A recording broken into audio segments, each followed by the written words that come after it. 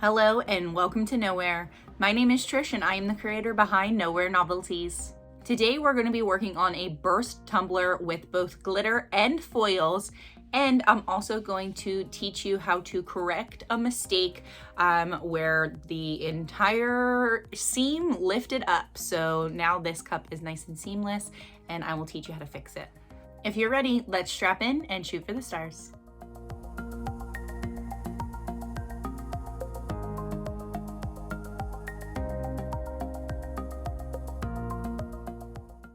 I have a 20-ounce skinny straight from Maker Flow Crafts.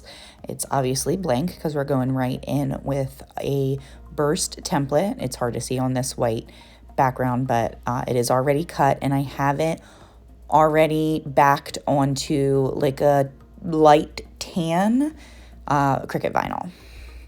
The very first step, I'm going to be applying the foil. This is like nail tape foil, if you want to call it that I purchased off of Amazon. I'll have it linked in the description box below. So I pulled all of the cheetah spots off of the burst template, and now I'm just laying down that foil in rows, since this is like it's not like a full sheet that I can lay down and peel back. I will admit I wasn't able to get the foil to like fill the spots completely. They were almost too intricate. So I was trying to rub with my finger. I didn't want to burnish too hard because it actually rips the foil. So it ended up just fine in the long run, but I would have wished almost that I had like a nice big sheet. Then I could lay down and maybe rub with like a large squeegee to get all of the foil to press into every nook and cranny. This was a pretty long process. It took me, both with the foil and glittering process, a total of 50 minutes to do this entire burst template. It is very tedious, but the end result is pretty awesome because once you have the template glittered, foiled, whatever you're doing with it, it goes right on the cup, and once you seal, you can go right into epoxy. So once all the leopard spots were fully covered by the foil, I was finally able to move on to the very first glitter step.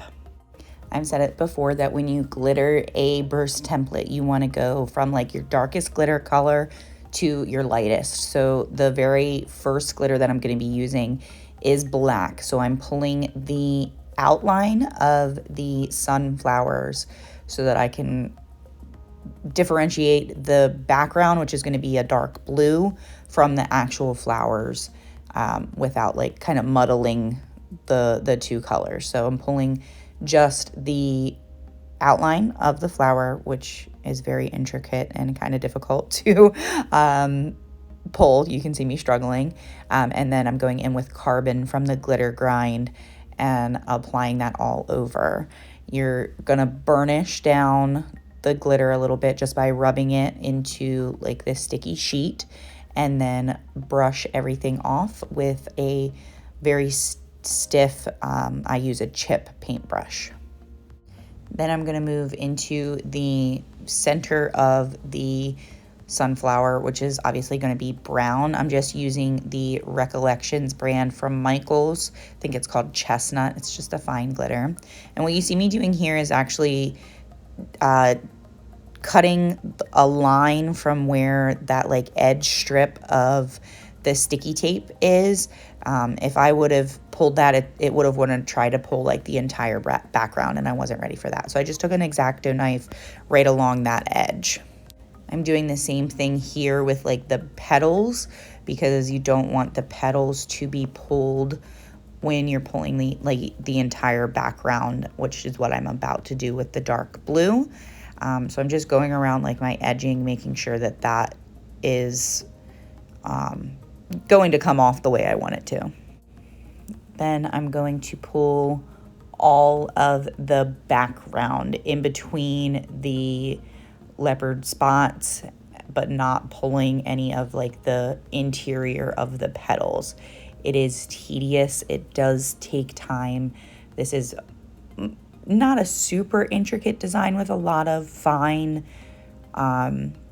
pieces or fine line pieces, but the petals want to stick to the background, so you got to get in there and make sure you're not pulling up anything that you don't want to glitter. While I continue to work on this sectioning, I wanted to go over my thought process of leaving that extra like 1/4 inch of space in this template.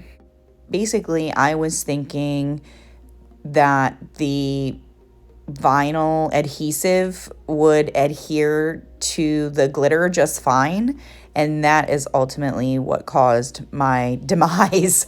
And that whole flap did not adhere properly, and epoxy got underneath it, and I had to come back in and fix it after. Anyway, this blue glitter is called Love Potion from Peachy Olive Glitters. It is beautiful. I really wanted that like deep, almost indigo. It has like a little bit of purplish to it, but it's mostly like a beautiful navy blue. Now, finally, my goal with these sunflowers was to have a lot of like dimension. So I wanted to bring in chunky glitters that you see here. I put down some of this golden pineapple from Glitter Heart Company, primarily focusing it around the like inner circle around the brown to give the look like that's like a deeper orangey. Then I added in Sunshine Bridge from Mr. Nola's Glitter to the outside of the petals. And again, this is like chunky glitter. It is very translucent and also very iridescent. So it shines yellow, pink, and green. So I kind of patted that chunky glitter down first before I like dumped off the excess to really get it to adhere to the double-sided sticky tape. And then I went in to like fill in all of the extra spaces that the chunky glitter doesn't fill. And I filled this in with a yellow glitter from Recollections brand. This is like the perfect golden yellow for sunflowers.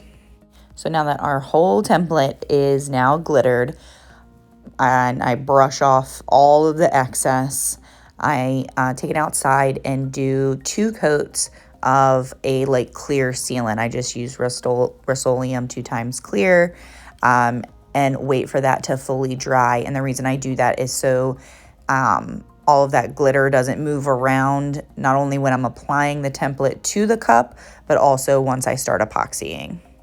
Now I'm ready to actually apply the template to the cup.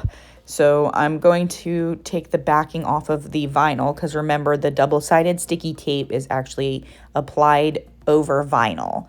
So I'm going to take off the backing paper of the vinyl to expose the vinyl adhesive, basically, and take off just like an inch so that I can get an anchor point. And I apply that nice and like with like a level surface, like my desk, line it up with the top rim and start pressing that anchor point down.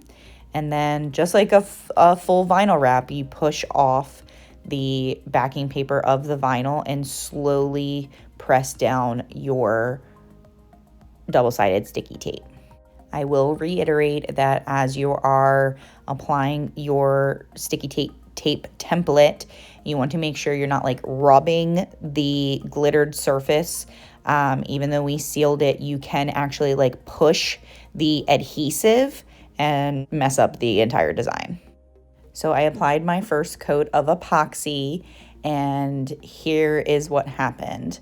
The epoxy actually slid underneath that overlapped layer and basically lifted it up.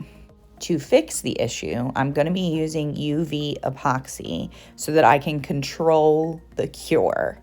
So I'm going to take my heat gun and I'm going to apply some heat to the first little section and press it down again with a popsicle stick. Once I have enough heat and it's actually laying down, I apply a little bit of the UV resin to that section that I just heated, and I'm holding it down with my finger. I don't have epoxy near my finger. And then I'm just gonna like flash cure it for 30 seconds. And I repeated that process basically all the way down that seam. So I literally watched this mistake happen in real time as the epoxy was curing on the turner. I used fast set epoxy and was working on other cups, and I watched this flap like open up, and I was so disappointed in myself. It probably would have been beneficial for me to do this UV step before I applied like the first coat of regular epoxy to the entire cup. I could have sealed this. I knew it wasn't going to stick the moment I put the template on. I was fiddling with that seam from the very beginning. So I did the whole seam with UV resin in sections, and now I'm going back in just like with another coat to make sure there are like no holes whatsoever that epoxy can get underneath and start causing issues. So I went all the way down the seam one last time with the UV resin and cured it, I believe, for like 60 or 90 seconds. And I'll show off the seam on what it looks like in the next clip. It's not perfect with the UV resin, but I knew I was going to do at least 2, if not 3 more coats of regular 2-part epoxy to get like it smooth without any bumps. So here is the final product. I hope you enjoyed this tutorial and a little look into fixing a mistake. I'll see you next time. Bye-bye now.